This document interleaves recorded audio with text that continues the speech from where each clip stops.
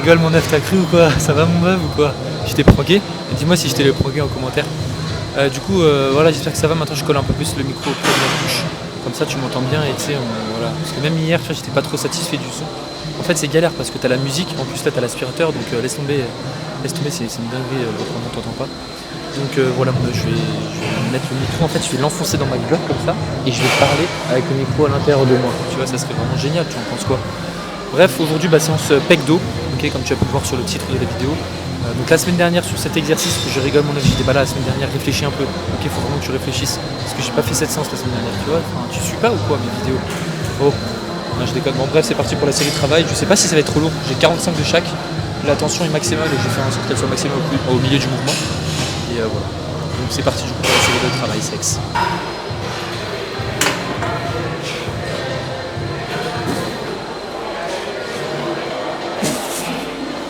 Toi. Good. Ok.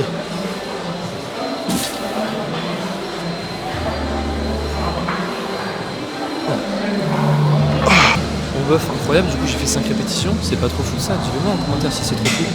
Du coup c'est toi qui es trop fou et tout. Ah là là mon œuf, si tu voyais ce que je fais ici, c'est dingue, les machines, c'est que du prime, c'est vraiment de la superbe qualité quoi. Donc voilà quoi, 45 kg, 5 répétitions. On va voir ce que ça donne pour la semaine prochaine. Ok, donc on se retrouve directement la semaine prochaine, c'est parti. Non mon œuf, je suis toujours là, t'as vraiment cru que j'allais me téléporter? T'as cru que j'étais un papillon ou quoi? Un papillon ça se téléporte pas. Mais en vrai je suis content parce que j'ai bien, tu vois, 5 rêves. Je te dis vraiment sur les séances haut du corps, j'arrive à bien déterminer ma charge de travail parce que tu sais, je fais ma montée en gamme, etc. J'arrive à savoir à peu près combien je vais faire. Mais sinon sur les séances jambes c'est vraiment catastrophique. Alors la preuve hier j'ai fait du 13 reps, 14 reps, RIR 4 sur ma presse à cuisse. Est-ce que c'est normal? Du coup bah let's go. Ce que je vais faire, c'est que je vais enlever 5 kg de chaque côté, je vais mettre 40 kg. Du coup on se retrouve directement pour la prochaine série de travail sexe. Let's go.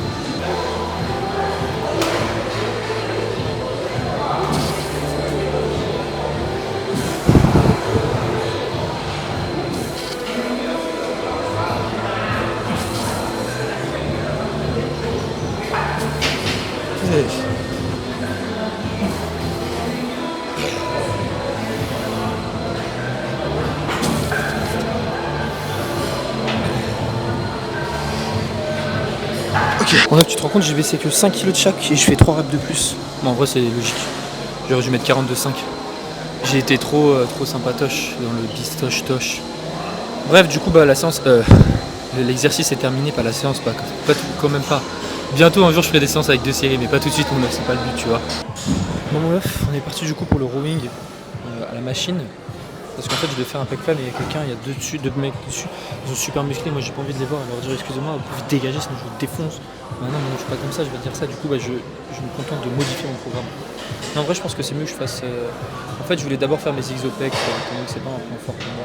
Mais je me dis que les trapèzes, c'est pas un point fort aussi pour moi, donc je me dis c'est bon, ça fait pas de mal de faire genre un deuxième exercice, tu vois.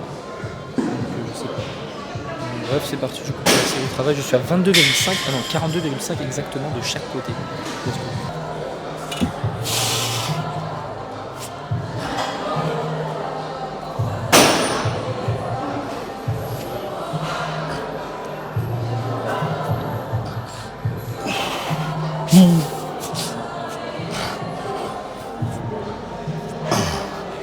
Ok. Bon bref, je suis couché sur mon canapé, 42,5, du coup 5 reps plus 2 partiels. Je les compte pas comme des répétitions complètes parce que je n'étais pas monté complètement en haut. C'est logique. Bref, du coup la prochaine série, bah, je vais faire 40 kg, j'enlève 2,5 parce que je suis trop en fou furieux mon œuf. Je suis trop en malade. Du coup je vais répondre à vos questions sur YouTube parce qu'il faut bien y répondre un jour. Mon bœuf, du coup, augmenter son volume, ça fait partie de la surcharge progressive. Si tu gardes toujours le même volume, ça va être dur de progresser, même proche de l'échec.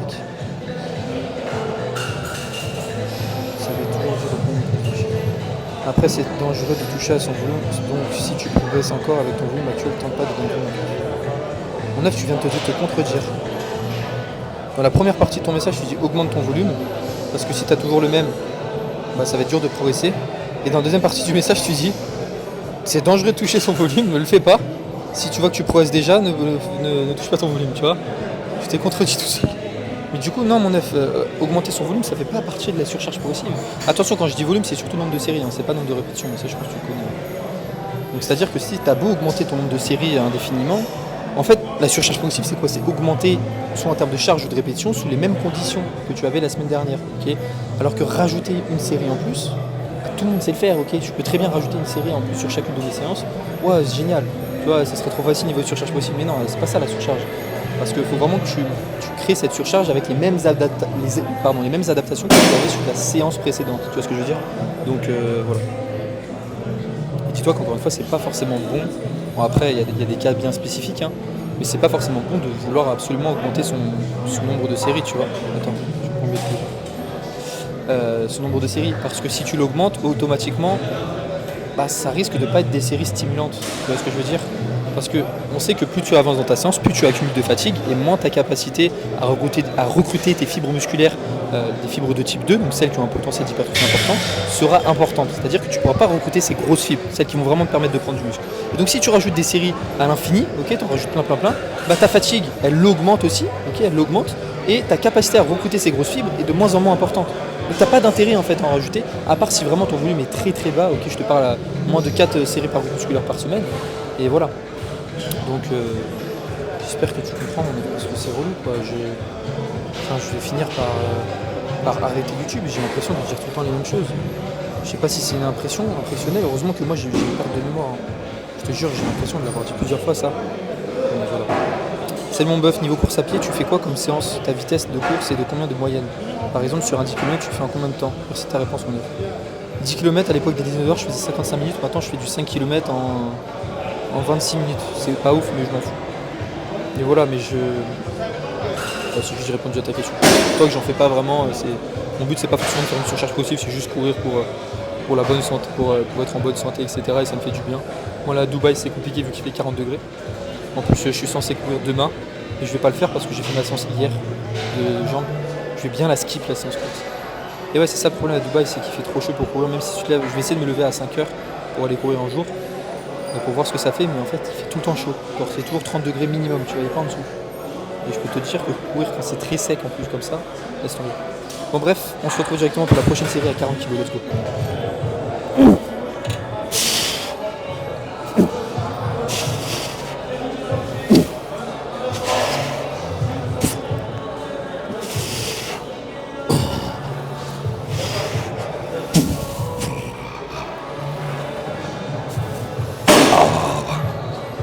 Et que là. Bon bœuf, 6,8 répétitions, j'ai envie de faire mon pike fly, mais je crois qu'il y a quelqu'un dessus encore, j'en ai marre, je vais pleurer. Enfin, il va falloir que je m'entraîne à 6h du matin aussi, comme en France. C'est pas possible de ça, que t'as pas. Bon bref, let's go pour le prochain exercice en pike fly. Ce qui est bien, c'est que j'ai pas besoin de décharger, c'est génial. C'est normal ici, il y a vraiment aucun problème avec ça. Donc je suis trop content. Bah, après, il faut que je décharge la personne qui a mis les poids aussi, ça c'est chiant. Mais au moins, tu vois, en vrai, ça revient au même. Ouais, à part si la personne a mis 45 packs de vin, tu vois. Là, il y en avait 4 de vin, donc ça va. Mais c'est vrai que si c'est de la presse à cuisse et tout, ça c'est chiant. Parce que en général, les gens chargent. Si tu fais ta montée en gamme dessus, ça prend 10 minutes. Parce qu'il faut décharger les plaques du mec, ça c'est trop chiant. Je sais pas pourquoi ils ont cette mentalité ici, c'est bizarre, mais c'est la vie. La vie, c'est comme une boîte de chocolat, on sait jamais sur laquelle on va tomber. Voilà, on est fois ça. Bon, bref, bisous, demain. Bon, bœuf, on est vraiment serré là. Je peux pas reculer plus ma caméra. Ça va, je suis pas trop proche de toi. Attends, je vais faire quelque chose, on évite. Est-ce que c'est mieux? Tu me dis si c'est mieux en commentaire. Bon bref, du coup, pec fly, j'ai mis le plus de tension en position raccourcie, donc c'est vraiment super cool. Et voilà, mon let's go, l'alcool c'est pas cool. Hein. Moi, je vois pas d'alcool. Est-ce que tu vois l'alcool? Oui, mon œuf, moi je suis un alcoolique. Tous les vendredis, je sors en boîte de nuit pour voir des filles et pour boire de l'alcool. Ah non, mais c'est pas bien. Je pense que c'est la mentalité à avoir ça. Ah non, mais tu dois aller à la salle de sport et manger des poulets et du riz. Bon, let's go du coup pour la série de travail. Je sais pas ce que je reprends.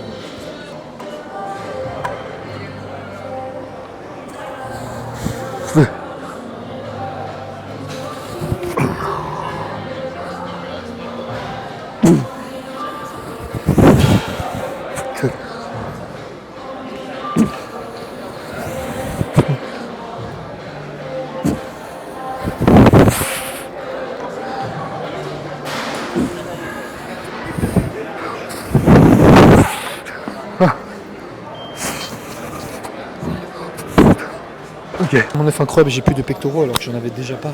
T'imagines tu perds des pecs pendant que tu fais tes exercices, ça serait trop fou, non? Dis-le moi en commentaire. Donc j'ai fait 7,7.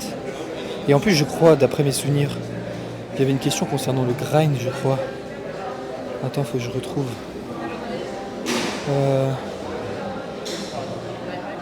Salut l'œuf distrait par des meufs. Quand est-ce que Billy l'œuf d'autruche te rejoint à Dubaï pour faire une séance avec toi? Bah écoute, quand il veut. Hein. Mais j'ai l'impression que Billy c'est un peu devenu un haters. Je vais te dire pourquoi c'est devenu un haters. Parce qu'il a commenté. Et il a dit quelque chose vraiment de méchant. Il y a beaucoup de commentaires. Hein. T'as qu'un jour de repos entre la séance bras, épaules et upper. C'est pas opti, tu fais vraiment n'importe quoi, mon sclef. Tu vois ce qu'il me dit? Alors il insinue que je suis un mauvais coach, que je suis nul, je sais pas programmer des séances, etc. Et je sais pas ce que je fais. Tu penses que c'est normal, mon œuf, de dire ça? Eh ben non, c'est pas normal, Billy. Billy, je veux que tu me présentes tes excuses. Mais du coup, un jour de repos entre la séance bras, épaules et upper. Non. En plus, il dit n'importe quoi. Il dit n'importe quoi. Il y a un jour de repos entre la séance bras, épaules et pec, dos. Donc là, demain, j'ai un jour de repos et après, je fais ma séance bras, épaules. Il n'y a pas de problème avec ça, tu vois. Étant donné, vu mon volume d'entraînement qui est vraiment adapté pour moi, tu vois, je ne m'amuse pas à faire 45 séries de pec. Parce que oui, mes triceps vont être engagés dans cette séance, oui, mes biceps vont être engagés. Mais de manière très minime, c'est pas comme si voilà, je faisais des exercices spécifiques, j'ai que 4 séries, tu vois, je fais toujours en sorte d'avoir mes coudes à 90 degrés quand je fais les exercices. Pareil pour les pecs, bon, un pec fly non, mais par exemple un chest press incliné, oui, ils vont être engagés mes triceps, mais sinon il y a un jour de repos entre les deux, ça va pas me tuer, tu vois. Honnêtement, c'est pas ça qui va changer grand chose. Et pour les épaules, mes détonateurs vont être un petit peu engagés avec le chest press, oui. Et l'arrière d'épaule aussi, un petit peu. Mais est-ce que c'est un problème, étant donné que j'ai un jour de repos? Je pense pas, tu vois. Il faut vraiment voir le problème de la personne avant de juger, Billy. Donc il faut vraiment que tu te remettes en question, Billy, ok? Et ma séance upper, elle est séparée toujours par 2 jours de repos, tu vois. Enfin, une séance jambes et un repos tout le temps. J'ai fait vraiment faire en sorte de faire ça. Attends, alors je dis n'importe quoi. Attends, laisse-moi réfléchir. Donc je fais biceps. Ah non, je crois qu'il a raison. Attends, je fais pec, dos, repos. Enfin, jambes, on s'en fout, enfin course. Pec, dos, repos. Bras, épaules. Jambes. Upper. Bras, épaules, upper. C'est ce qu'il a dit, oui. Voilà, donc Billy. Mais est-ce que c'est grave de faire une séance bras, épaules et upper? En fait, la séance bras-épaules, je vais te dire pourquoi elle va pas impacter ma séance upper. Parce que déjà, les épaules, il n'y a que du shoulder press dans ma séance bras-épaules, ok. Et dans ma séance bras, je vais avoir aussi des exercices pour les bras en spécifique. Dans ma séance upper aussi, j'ai un jour de repos. C'est vrai que c'est pas optimal. Tu vois, en fait, c'est moi le mauvais coach dans l'histoire. Depuis tout à l'heure, j'essaie de donner une leçon à Billy. Mais ça me paraît bizarre, c'est ce que je dis une grosse connerie. Mais attends, je vais voir mon programme, je l'ai écrit. Non, mais je crois que c'est ça. Hein. Il y a un truc qui va pas là. Épaule, bras, repos, upper. Et ma séance upper, en plus je fais des exercices spécifiques pour les bras, il me semble. Écoute, on va voir ce que ça donne. En fait, tu vois, tu peux te permettre d'avoir un jour de repos tant que ton volume est adapté en fait, à voir ce que ça donne sur la semaine. Mais dans tous les cas, j'ai vraiment fait en sorte d'avoir le volume adapté pour moi, tu vois. Donc je pense qu'avec un jour de repos pour mes bras, ça devrait le faire. Donc vraiment, c'est tout big deal, ce n'est pas un big deal. Il n'y a que 2 séries, mon œuf. J'ai le temps de récupérer de 2 séries en jour, tu vois ce que je veux dire. C'est pas comme si je faisais une séance avec 10 séries pour les biceps, 10 séries pour les triceps, là aussi ça aurait été difficile. Donc oui, Billy il a complètement raison à 100%. Mais encore une fois, il faut voir comment la personne réagit. Donc Billy est vraiment... viens t'entraîner avec moi, qu'on voit un petit peu les physiques là, parce que moi je te mogue. Donc Billy il triche aussi, il est tout petit. C'est un tricheur, il fait 1m64, 63. Donc en même temps, c'est facile de critiquer quand t'es tout petit comme ça. En bref, on se retrouve directement pour la prochaine série. Je vais baisser en charge mon œuf. Je vais mettre 77,1.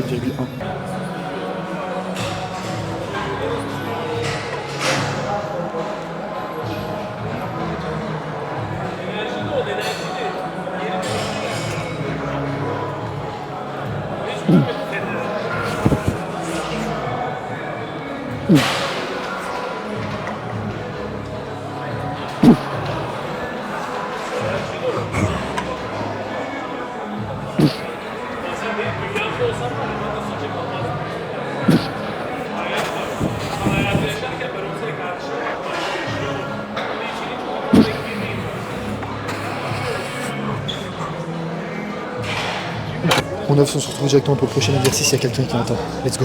Bon bœuf, c'est parti du coup pour le prochain exercice, tirage vertical. à la poulie haute en unilatéral. Et non, mon œuf, c'est sur la machine et c'est en bilatéral. Génial. C'est trop cool en bilatéral, mon œuf. Ça m'évite de faire du unilatéral vu que c'est en bilatéral. Donc let's go.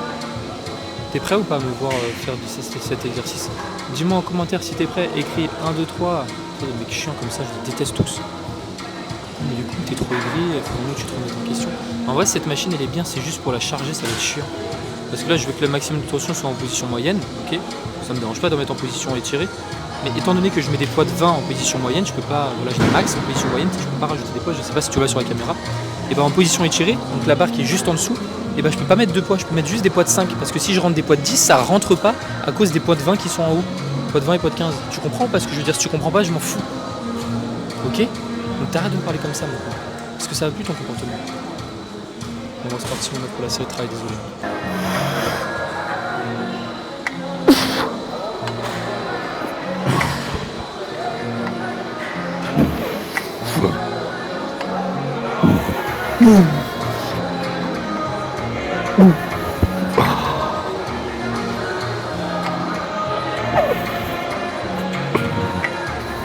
Ok. Bon, 9. À combien de reps j'ai fait? 5,8 reps. Ok, donc c'est génial. J'ai bien pré-shot encore une fois, je suis vraiment trop fort. Alors que c'est la première fois que je réalise cet exercice. Enfin, non, je l'avais déjà réalisé, mais je me rappelle pas du tout ma charge quand j'étais venu à Dubaï. Du coup, je vais finir de répondre à vos questions. Il y a beaucoup de questions, il faut vraiment vous calmer. Salut mon 9, est-ce que c'est utile de varier ses fourchettes de répétition? C'est utile si t'aimes ça, si t'aimes progresser sous différentes fourchettes de répétition. Moi, je vois le seul avantage, bon, c'est si t'as une blessure, si l'adhérence, voilà, bref, on s'en fout. Tu connais le tralala, le trou-loulou. Mais l'autre chose, c'est par exemple si tu n'arrives plus à progresser sur une fourchette de répétition plutôt courte, bah pourquoi pas faire une autre fourchette de rep un peu plus longue, tu vois. J'ai jamais essayé, mais ça peut être un avantage sur ça, tu vois. Mais sinon, toi ta question, c'est utile de varier ces fourchettes. Varier, il n'y a pas d'utilité à les varier, parce qu'on sait que faire des séries plus longues, t'accumuleront plus de fatigue, tu vois. Donc si tu peux faire que des séries courtes, t'arrives à progresser avec ça, tu prends du plaisir, c'est génial, t'as pas de bobo, bah fais que des séries courtes, tu vois. Honnêtement, il n'y a pas d'avantage, il n'y a pas de choses qui vont se passer supplémentaires en faisant des séries longues, tu vois. Prochaine question, mon 9, de VIP, mon amour. Je vais commencer à faire les avant-bras. Ah, bon courage. Bah moi aussi je vais en faire aujourd'hui, tiens. Je fais déjà du reverse curl. Est-ce que je peux juste faire du wrist curl pour travailler les fléchisseurs ou le reverse curl ne suffit pas pour les extenseurs et je dois faire un exercice dédié? En fait, non. Il faut un exercice dédié, mon 9, je suis désolé. Il te faut un exercice, si tu veux vraiment les développer, un exercice où tu vas les travailler avec une phase d'étirement et de raccourcissement. Parce que le reverse curl, c'est bien, mais tu les travailles en isométrique, tu vois. C'est comme si je te dis, vas-y, pour tes biceps, tu vas faire du curl où tu bouges pas comme ça, tu te mets sur un palmier, t'attends que tes noix de coco tombent sur la tête, alors que t'es pas une noix de coco, mon 9, t'es un œuf. Enfin, tu vois ce que je veux dire ou pas? Donc, va falloir faire les deux, tu vas devoir te taper les deux. Après, honnêtement, les fléchisseurs de coude, est-ce que tu penses que c'est une bonne chose? Parce que dis-toi que sur la majorité des exercices, en général, en règle générale, les fléchisseurs vont être sollicités, tu vois. Parce que tu es rarement en pronation quand tu fais des exercices, à part un rowing. Mais la plupart des exercices, tu es en flexion. Après, encore une fois, tu n'as pas de flexion. Toi, ce qu'il faut, c'est ça. Donc, sors ta quéquette et tu fais ça sur ta quéquette. Pardon, mais ouais, tu dois faire les deux, tu dois taper les deux. Mais privilégie quand même les extenseurs, les extensions de poignet, okay, plutôt que des fléchissements de poignet. Salut comprend. Pour prendre du volume musculaire, tu conseilles de faire comme toi des répétitions autour de 6 ou comme on entend partout entre 8 et 12. Tu vas souvent à Dubaï pour le taf ou le plaisir de la salle? 9, je taffe depuis chez moi. Et je vais pas souvent à Dubaï.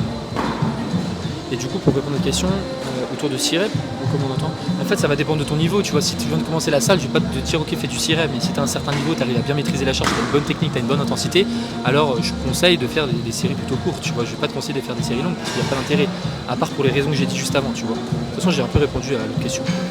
Donc entre 8 et 12, ouais, c'est la fourchette de répétition que tout le monde dit, tu vois. Oui, 8-12 c'est l'hypertrophie, en dessous c'est la force, au-dessus c'est de l'endurance, ça c'est n'importe quoi, tu vois, c'est débile.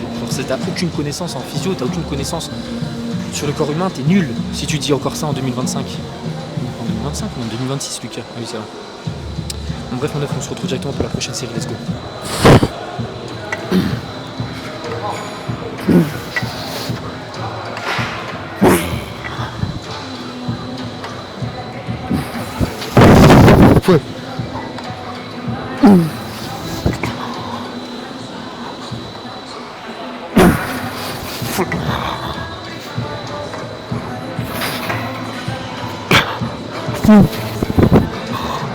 Ok.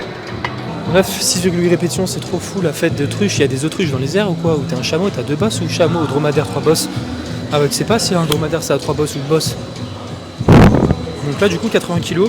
J'ai enlevé les 5 et 5 en bas. Je sais pas si tu vois sur la caméra. Mais bref, du coup, on se retrouve directement pour le dernier exercice de la séance. Un super dur exercice. Bah, des extensions de poignet sur la machine, mon œuf. Tu vas voir quand VIP, tu vas voir cette machine, même toutes les personnes qui font pas les avant-bras parce qu'ils ont la flemme. Tu vas péter ton crâne. À moins qu'il y ait quelqu'un dessus, comme 95% de chance, parce qu'il y a du monde à chaque fois. Bon, let's go du coup pour le dernier exo de la séance. Bisous mon keuf. Bon mon bœuf, exercice, dernier de la séance. Incroyable, VIP, cher, gros cher. Toutes les personnes qui font leurs avant-bras, cher. Je vais te montrer mon ce que ça donne. Là, je vais me prendre un karma, c'est sûr, imagine le blesse comme ça. Donc en gros, tu prends la barre, tu la mets dans le... Hop, tu descends, tu montes, tu vois. T'as pas besoin de faire avec une haltère en unilatéral parce que le poids est trop lourd, du coup il touche le banc. Là tu peux très bien le faire comme ça et c'est parfait, tu vois. Tu montes, tu descends. Il y a quelqu'un qui se met devant ma caméra. Attends, mais... Tu comprends mon œuf?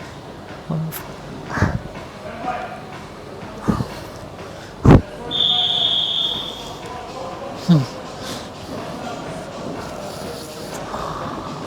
Ok. Mon œuf incroyable, ce qui se passe. En vrai j'adore. Dis-toi que je prends vraiment du plaisir à faire les avant-bras. Jamais j'aurais cru le dire un jour dans ma vie, mais je prends du plaisir à faire des avant-bras. Genre, est-ce que tu peux me dire pourquoi s'il te plaît? Je sais même pas combien de reps j'ai fait. J'ai dû faire 7 reps, je sais pas. Oh là là, c'est trop bizarre la sensation. Tu vois, t'as les avant-bras carbonisés. Et ça, c'est génial pour prévenir les tendinites.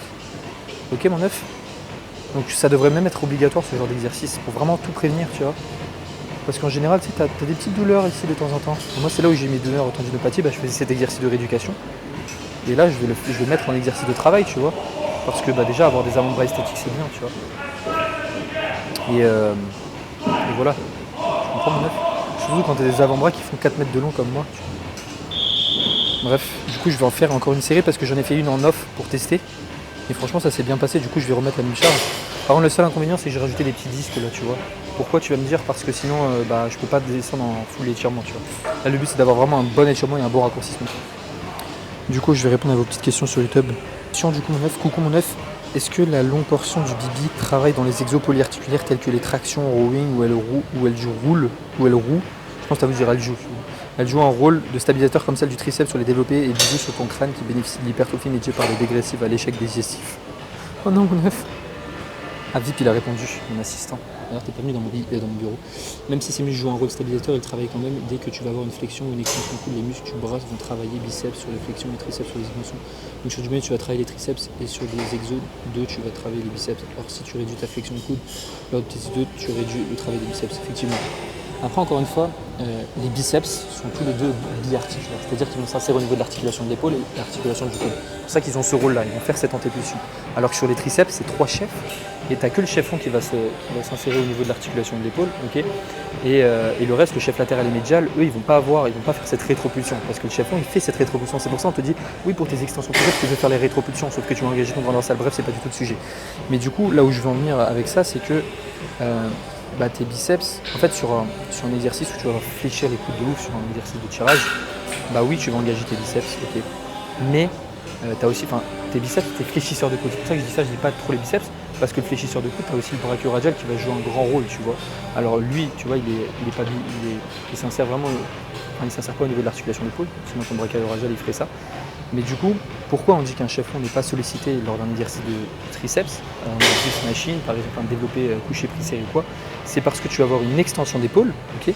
Donc tu vas vraiment raccourcir ton triceps au niveau de l'articulation d'épaule et tu vas avoir une flexion de coude à la fois, ok. Donc quand tu descends par exemple, tu vois, tu vas faire sur la montée, tu vas faire. Bon, du coup c'est l'inverse, tu vas faire une flexion d'épaule, ok, une extension de coude. Et donc il va être ni trop étiré ni trop agressif, donc il ne va pas procurer de la force. Tandis que sur par exemple les chefs externes et médial de tes triceps, eux ils vont procurer de la force parce qu'ils sont mono-articulaires, ils ne vont pas s'insérer là. Tu vois. Donc ils vont être plus sollicités. Et pour les biceps c'est un petit peu la même chose, étant donné que les deux sont biarticulaires, bah, ils vont pas forcément être énormément engagés, mais ils vont l'être aussi, tu vois. Mais compte pas les hypertrophies avec un exercice de tirage. Il faut juste que tu retiennes ça. Voilà, j'espère avoir répondu à ta question. Oui, tu les travailleras, mais n'estime pas avoir des méga biceps en faisant du rowing, en faisant des tractions ou quoi. Traction supination, c'est un petit peu différent. Pourquoi? Parce que là, vraiment, sur cet exercice-là, tu vois, tu vas focus le travail sur les biceps aussi, et ton but, c'est vraiment de limiter cette rétropropulsion. Et en fait, ce que tu veux, c'est vraiment, tu vois, genre, tu fais une flexion de coude tout simplement, tu vois ce que je veux dire. C'est pas comme des tractions pronation où là, ton but, c'est de réduire la flexion de coude. Donc, je te parle vraiment en exercice focus dos. Tes biceps vont travailler, mais ne compte pas sur ces exercices-là pour travailler à fond tes biceps, pour avoir des énormes biceps. J'espère avoir répondu à ta question. C'est parti pour ma série de travail. T. Ra. Soleil. 4. 5. 6. Oui, je vais rester 3 secondes.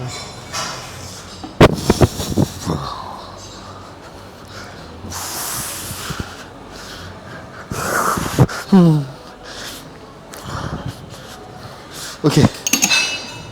Bon, là, je pense qu'on est good pour les avant-bras. Tu me diras ce que tu en penses, mais franchement, j'ai vraiment bien aimé cet exercice. Et voilà. Du coup, attends, est-ce qu'il y a des autres questions? Trems, mon œuf, si j'ai un déficit supérieur à 500 cal par rapport sur la semaine, je perds du muscle. Est-ce n'importe quel déficit avec une quantité de protéines normale me ferait prendre, bien que ce ne soit pas optimal, c'est l'échec évidemment. Mais en fait, ça va dépendre déjà de ton taux de body fat. Tu vois, si t'es ultra fat de base, t'es un gros, je te mange le bidon. Et honnêtement, même avec un gros déficit, tu vas avoir des réserves d'énergie, on va dire, et donc tu vas pouvoir quand même bien progresser. Okay, donc en fait, ça va dépendre de ça. Ça va dépendre de déjà si tu vois, parce que vraiment un tracker incroyable qui s'appelle la surcharge progressive. Si tu l'as, c'est que tu progresses. Ok, ça c'est sûr.